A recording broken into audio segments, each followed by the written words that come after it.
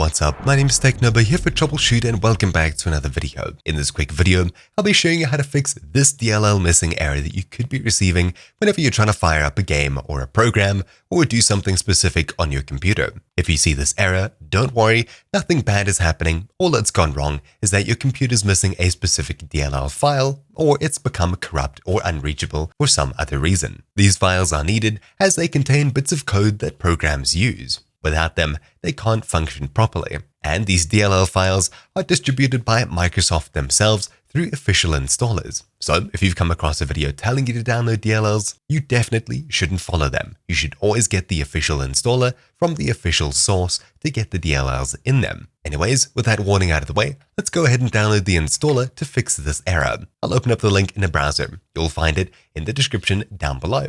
You should see a page that looks something like this. Simply scroll down and click the orange download button.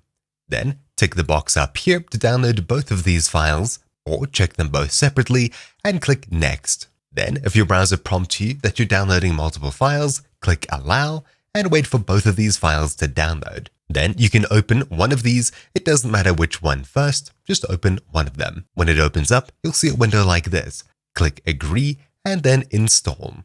Then click yes when prompted for admin.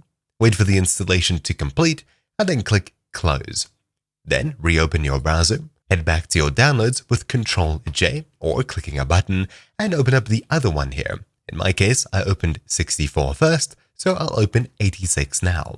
Then click that you agree, install, yes. Wait for the installation to complete, and close. It's that simple. You should be able to open up programs and games and use them immediately if they were giving you errors. However, if you're still receiving an error, try rebooting your computer and then try the applications once more. If you're still receiving errors, hit the Start button on your keyboard, then we'll be searching for CMD. Right-click Command Prompt and then click Run as Administrator. Click Yes when prompted for admin, and inside of this window over here, type in SFC /scan now, one word. Hit Enter, and Windows will begin to check through its own files for any issues and errors. If it encounters a broken file, something that's missing, etc., it'll be downloaded from Microsoft's official website or brought from elsewhere on your computer to repair the missing files, folders, etc. At the end of this process, you'll be told if it's successful or not. And there we go. You can see mine ran properly without finding any issues. However, if it found issues, it'll tell you here and tell you if it repaired them. Anyways, that's about it for this quick guide. Thank you all for watching. My name's been TechNobo here for Troubleshoot, and I'll see you all next time. Ciao!